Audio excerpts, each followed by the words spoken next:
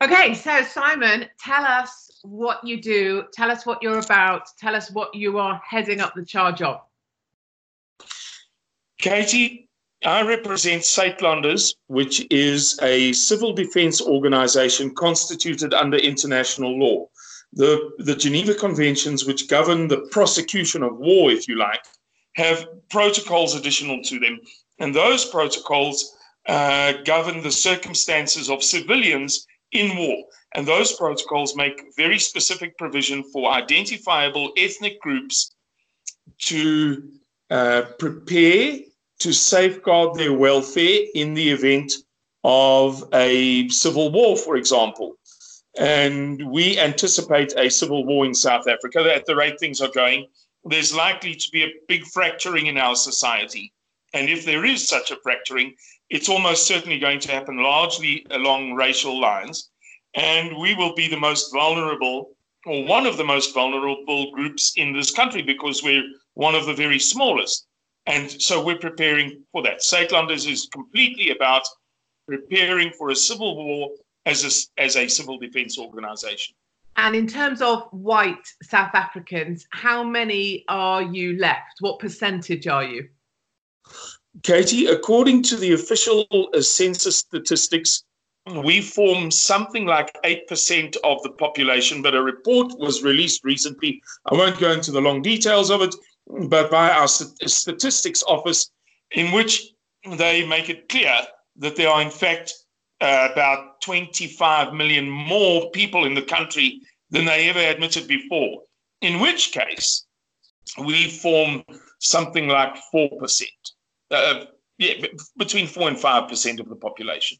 And in terms of preparing for civil war, which you believe, and I would say, having spent time in South Africa and have many contacts there now, you're not a lone voice here. You're not a kind of crazy guy shouting at the rain. Many people in South Africa believe there will be civil war. In terms of a timescale, do you have, I know it's an impossible sort of thing to say, but is there a sense of when you feel that will happen?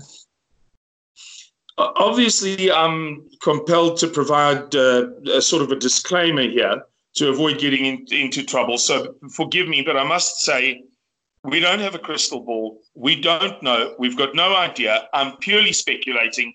But there is some sort of a consensus within our senior leadership that we may see severe troubles in South Africa in the next sort of 2.5 years. But that's really a thumbsuck estimate. Yes. And in terms of preparations at a strategic level, so I'm not talking about the tactical stuff, which we'll come to, at a strategic level as an organization, a civil defense organization, if you could outline the 3 or 4 big strategic actions Suidlanders are taking in order to create some kind of stability in the event of civil war, what is it? The first thing that we're doing is creating awareness by circumventing the mainstream media, getting out there and meeting people and saying to them, look, here are the facts, the figures, the statistics, the data of what is occurring in South Africa. We always use liberal sources, it makes it more persuasive in a way, as opposed to the absolute rubbish that BBC, CNN, etc. are feeding you. And the second thing that we're doing is at a very senior strategic level, we are exploiting the resources that we have within this country of people who know and understand what it takes to run a society, as opposed to just a bunch of refugees in white tents and, holding out against the... Yeah. Tell me, and those are, one of the things I really felt when I was there and talked a lot about with people was this retreat to defendable space. So this last stand, I will die in my boots for the love of my land. I mean, those words are just imprinted on my everything. So can you tell me about your preparations or your the ideas you have or your plans for creating a defendable space? We have what we call a national emergency plan, and what it comes down to is withdrawing our people from built-up areas, heavily populated areas, etc., to a very sparsely populated region of South Africa, a very dry region, but there is lots of groundwater. Let's get that out of the way. We're not taking people into the desert to thirst to death. We're not imbecilic. And to create under international law a perimeter, a declared perimeter, and to use that space as a last redoubt. And does that space, without wishing to pry into the, anything that needs to remain confidential, but does that space exist? Do you have it mapped out already? Do you know where you're headed? Yes. We know exactly where it is. We know how we're going to get there. We know what convoys we're going to employ on what routes to get there safely, what areas to avoid. We know exactly, yes. It's kind of... You say yes, and the thought of what this means is huge, isn't it? I know you're a practical man and you're about delivering on strategy and you're going to look after people, but there is an emotional thing behind this, isn't it? It is an epic thing you're talking about. It is an epic thing, but fortunately, we have many epic people involved in this plan. I'm the face of it, but I'm just one guy with a voice. There are many very substantial, very, very, very serious people who have credibility in terms of their willingness to risk their lives. They have done it before, they will do it again. And these guys are driving the practical aspect, let us say the operational aspect of this final redoubt. So we think that, epic as it may be, God willing, we have a small chance of getting it right. And it's God willing. There was a sense I had when speaking to white farmers being hunted off their land effectively, survivors of attacks, victims of attacks, or the wives of husbands who'd been killed. There was a definite sense I had in South Africa, much more than I get here in the UK. It's shared in America that this sits in God's hands, that this has that religion is very close to what you do in South Africa, and you are believers at a sort of ultimate level. Yeah, very much so. I tell people, and I hope I don't get into trouble for this, but I always say to the Americans and others who come out here that our people are very religious in a funny way. We drink, we smoke, behave abominably. It's why I love you. But there is one thing that's just sacred in a kind of almost a casual way, in a day-to-day way, we all know that's just the way it is. It's not special. It's not, kind of charismatic, evangelical, jump up and down stuff.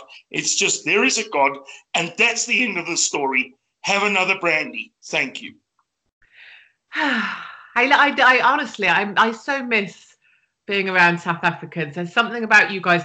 Bernard, the gentleman that was attacked on his farm and his father was killed, he sat on his stoop and he said, God and the land and my dogs. Those are the three things I trust. I trust in God, I trust in my land, and I trust in my dogs. And I think that's really a truth for all you guys. Those are the big things you trust in. Yeah, we trust in, well, Almighty God, we don't even have to talk about. But we trust in the soil that you can see and the sun that comes up and the trees that bloom. Now we've just entered spring, and even in this dry, bone dry part of the world, everything's coming to life again, and the sheep are getting fat in their bellies as the lambs grow before they pop. And you must believe in that. If there's not that, then what is there? What is life about? Another buck? Another cell phone?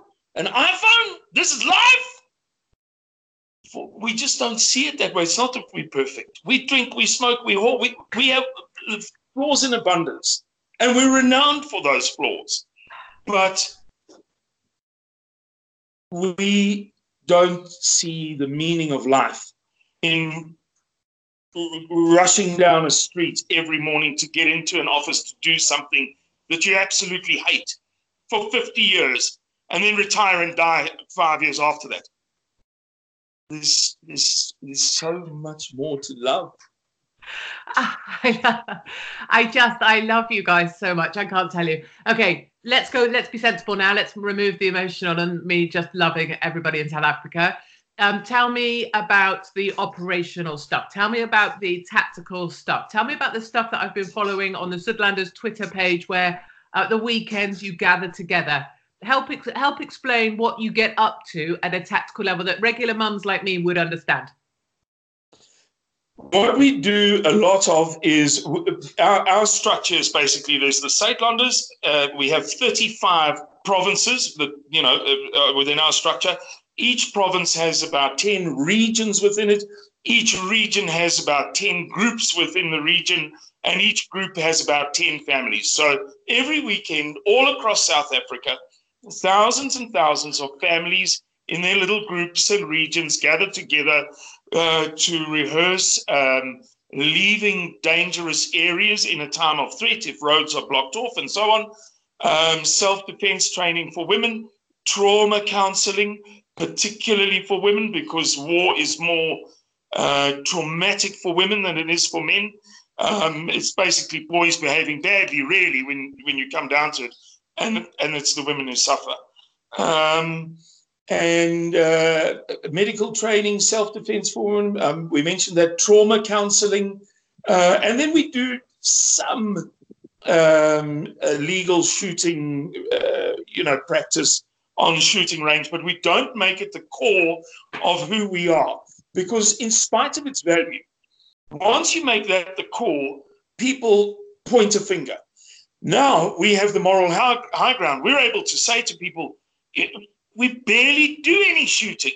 So clearly we're not practicing to, it doesn't make sense.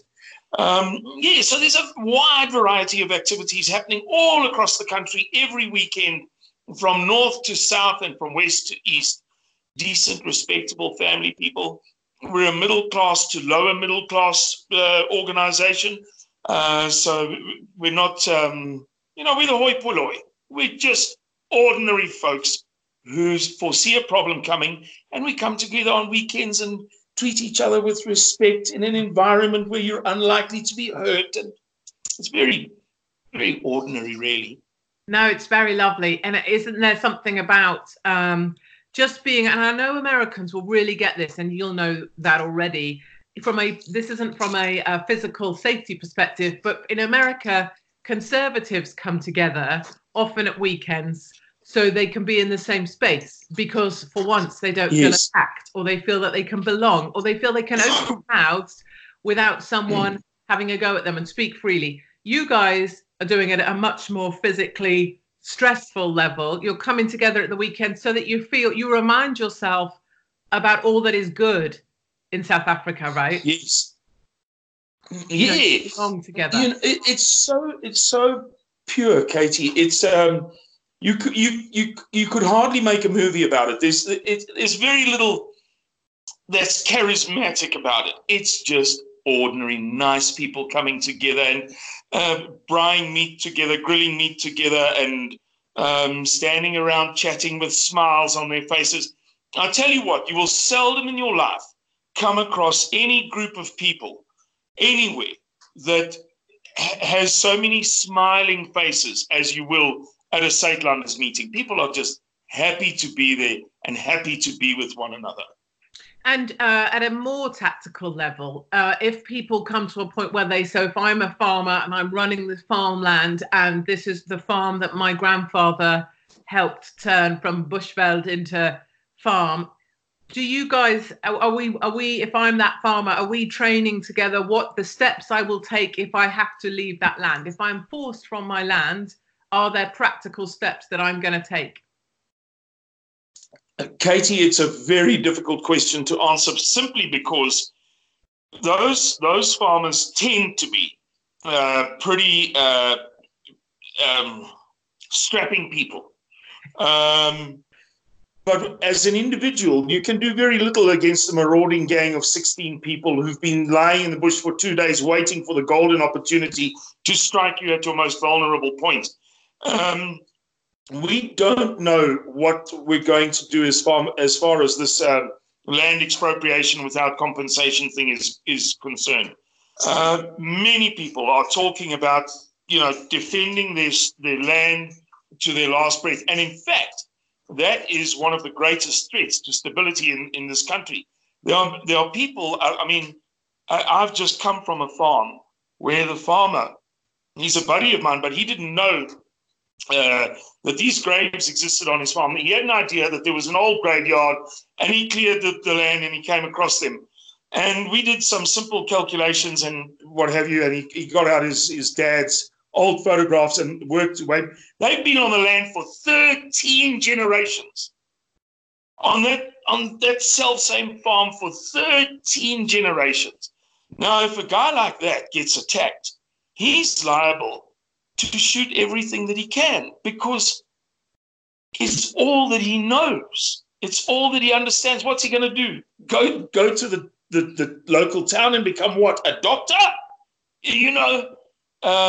So we do give a lot of thought to this, but we don't have an ideal solution as yet.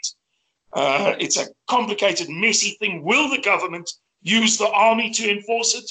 In that case, is it worth standing up against them? Will the government use the police to enforce it?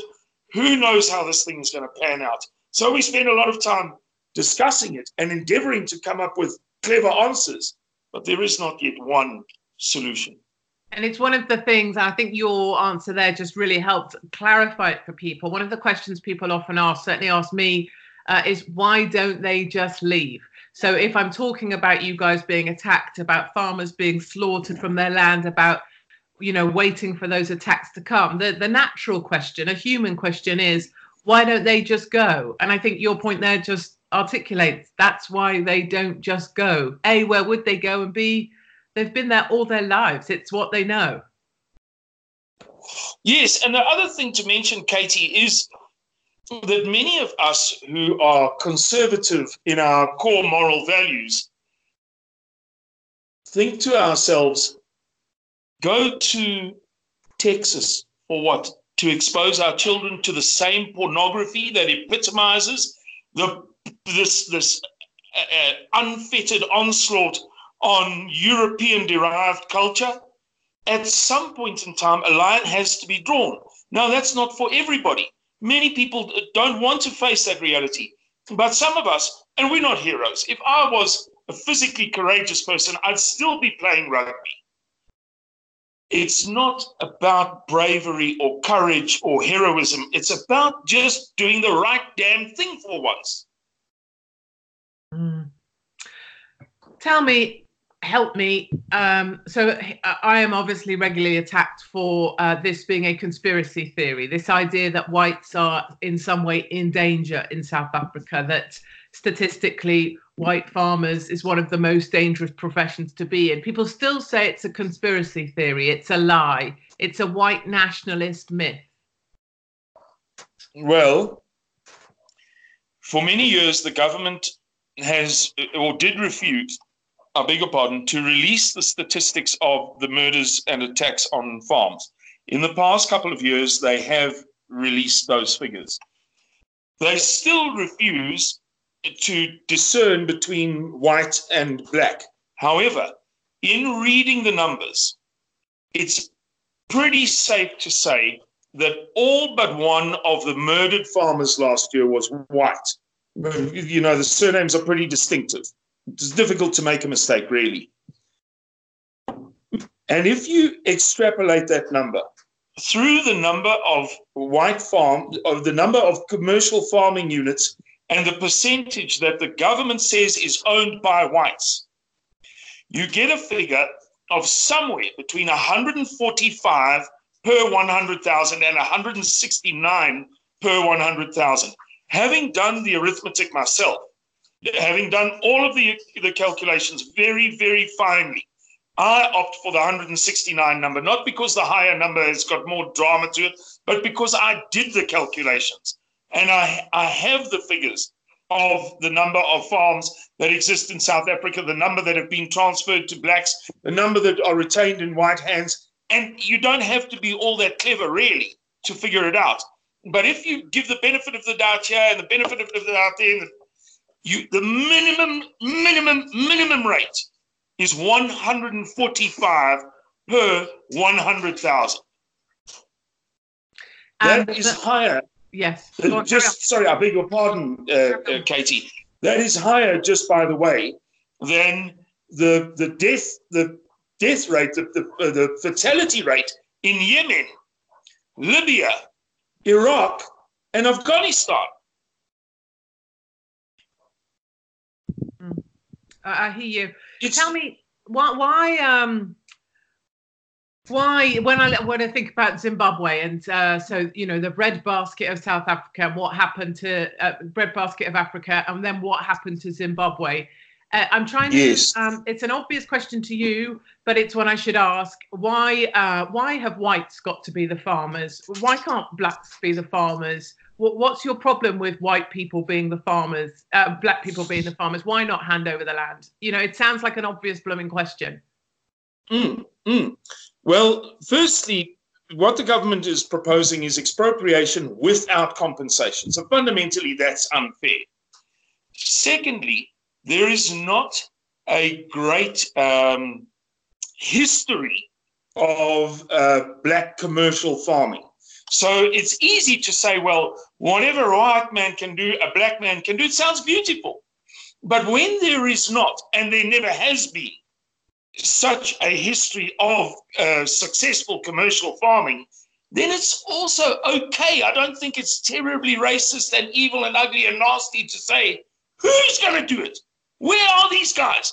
Bear in mind, Katie, that, for example, in the province of KwaZulu-Natal, 32% of the land is owned by and has always been owned by the Zulu people.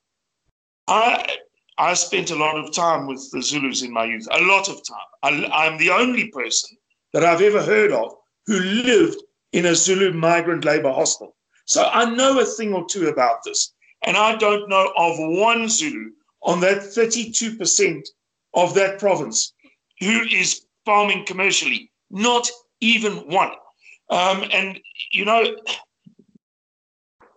this is such a tricky subject, but just a few days ago, I was at the local fish and chip shop here, and I stood next to a farmer who's well known to me, and we were chit-chatting, and he said that he'd just come back from visiting his cousin.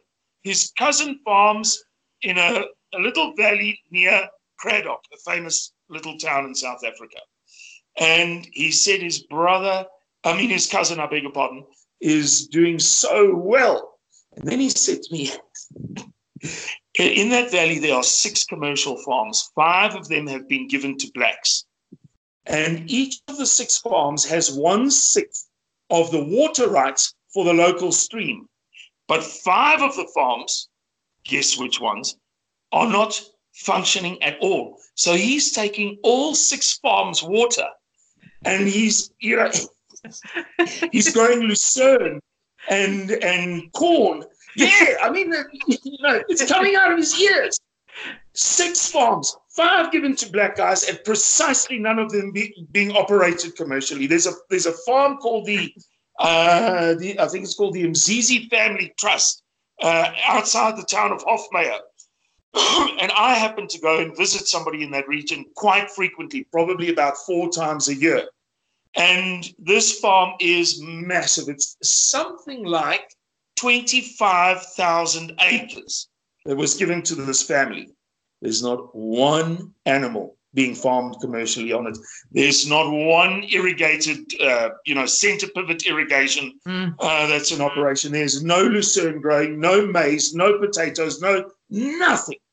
And this is the problem that we have, besides which the government has said that the fundamental premise of expropriation without compensation, and our president has said this repeatedly, is the original sin, namely the theft of white-owned land.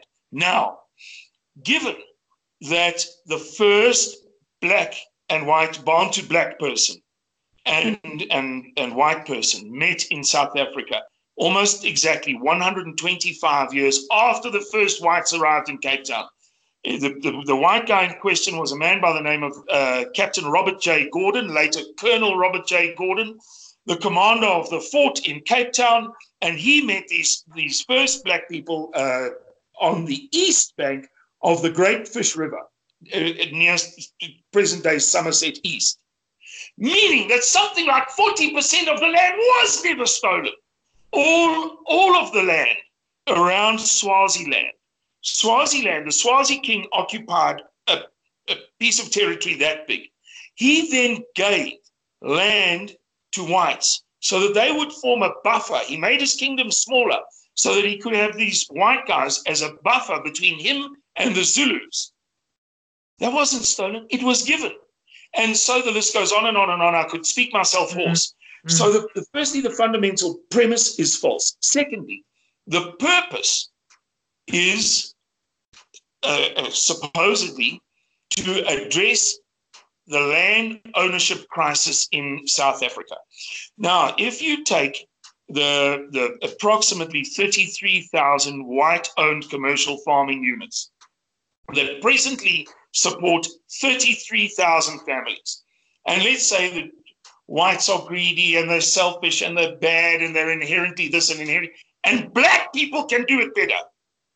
And you say that those farms, when run by blacks, could support 100,000 families, not 33,000 of 4 or 5 people, but 100,000 of 12 people. That still gives you 1.2 million people. Now, how on earth is it possible to resolve a land crisis by giving 1.2 million people of 40 million people land? How does that make sense? It doesn't even make any damn sense that you're going to satisfy 2.5% of the population with this exaggerated arithmetic. But actually, maybe 0.5% of the population. So it's nonsense. It's made up. It's a fiction. It's a cover story. Tell me, why do our media, CNN, BBC, The Guardian, everybody, why don't they want to talk about South Africa? Why don't they want to talk about whites being persecuted at a rate of 145 per 100,000 or 169 per 100,000? Why won't they talk about it?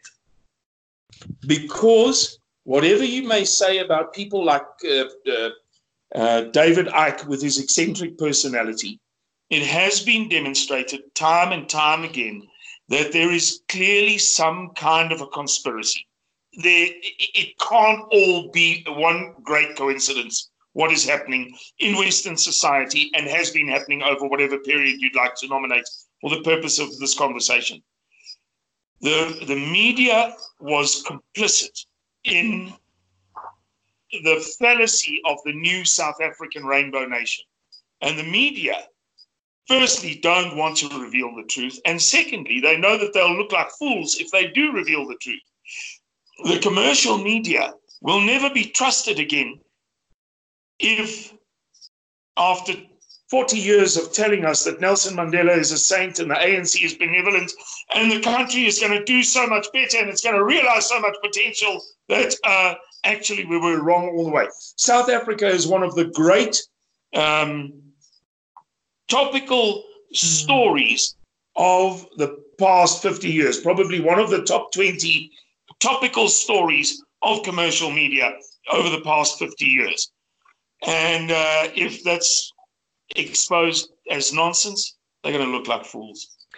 I want to ask you 2 more things before I want to talk about your tour that you've got coming up in Europe, or at least you're traveling to Europe. So the 2 things I want to ask you is really taking your knowledge and asking for your wisdom. So in the UK, we are being outnumbered. By 2035, I am outnumbered. I'm already a minority white in London, Luton, Leicester, Bradford, Birmingham, any major city you want to name, I'm outnumbered.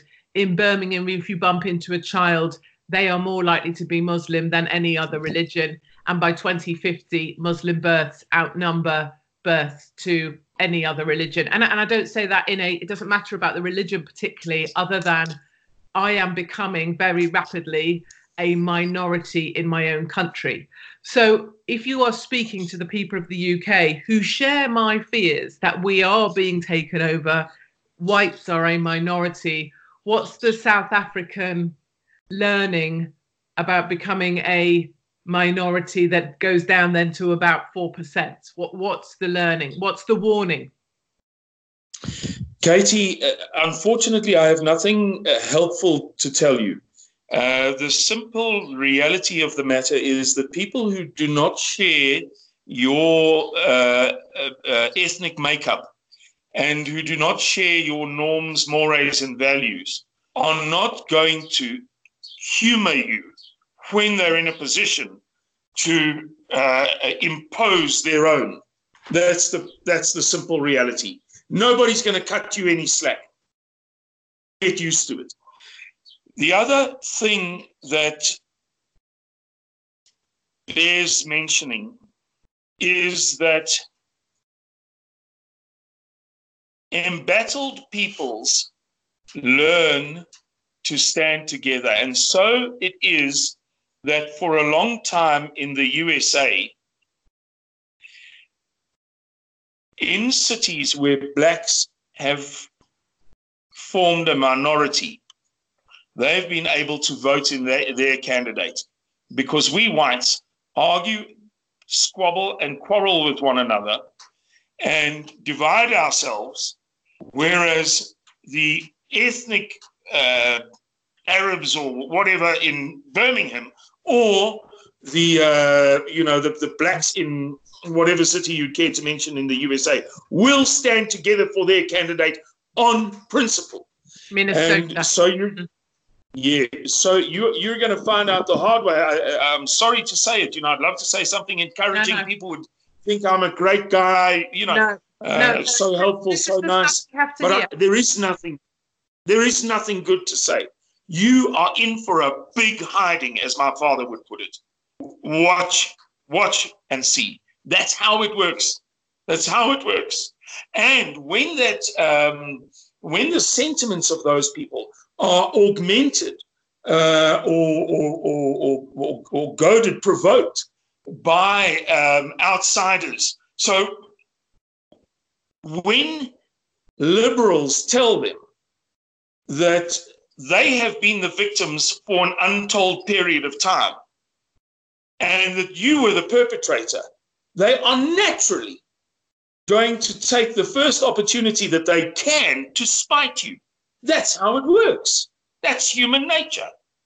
And these people are being told so many, many, many lies about their identity and their culture and their history and what have you. I was in Las Vegas fairly recently, and I caught an Uber, and the driver was a black woman, and she asked me where I'm from. I said I'm from South Africa, and this woman just kind of like exploded in this effervescent sermon about how she started doing research, privately, reading the encyclopedia and going online and what have you.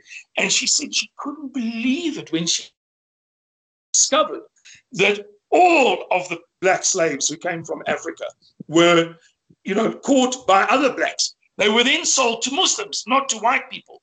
The Muslims then sold them to another ethnic group that controlled the majority of the shipping between the west coast of Africa and the east coast of the Americas. They were only then sold to white slave owners. And I happen to know these facts and figures, and she was saying, and can you believe it? Can you believe it? The majority of the slaves didn't even come to America. They went to South America and to the Caribbean. I said to her, yeah, it was a tiny minority. And I said, did you know this? That the more than half of all of the slaves from Africa went to the Arabian Peninsula. And she looked at me, she didn't know that. I said, it's a fact. You can go and look it up. And I said to her, the reason there are none there is because they were emasculated. They were castrated upon arrival, because the Arabs didn't want, black people being invested, as it were, in their gene pool. So there's this massive fiction that these people believe, and they hate you for it, Katie. And they're not going to be nice about it once they are in control, which they will be, because they will stand together. And they're going to outbreed you, as you said.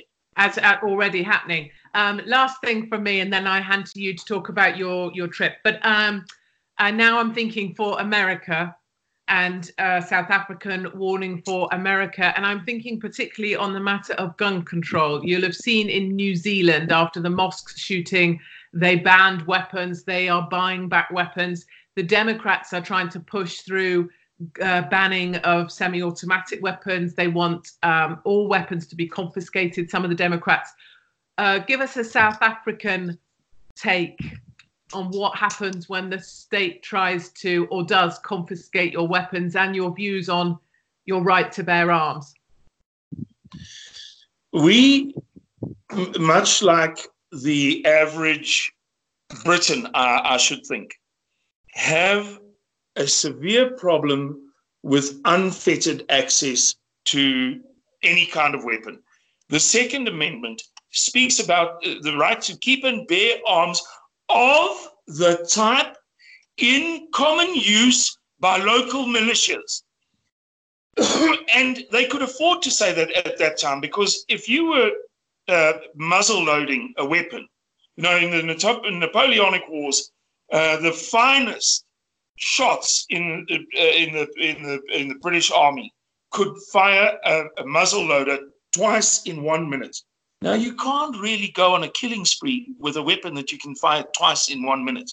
So at the time, it sounded okay.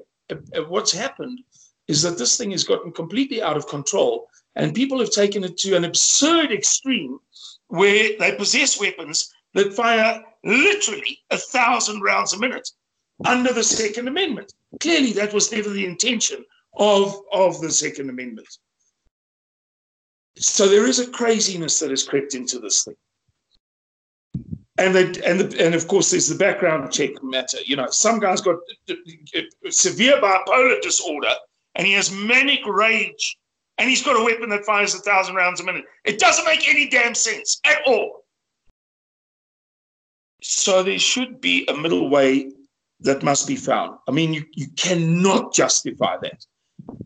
But the other extreme is also completely unfair, and it's completely wrong. We in South Africa now, they are proposing a bill to ban weapons for self-defense. And you may only possess a weapon for sport shooting or hunting, a firearm, I should say. And when you consider that something like 99.99% of the weapons committed by firearms in South Africa, the murders committed by firearms in South Africa are illegal, what sense does it make to take away legal weapons, licensed firearms owned by a person who did a course, who sat an examination, 2 examinations actually, one open book, one closed book, and then a practical examination, 3 examinations and a course, and he has to submit an application with testimonials and what have you. That's not the guy who's doing the killing. But so we, in a sense, have an advantage over the Americans. Our argument is much simpler.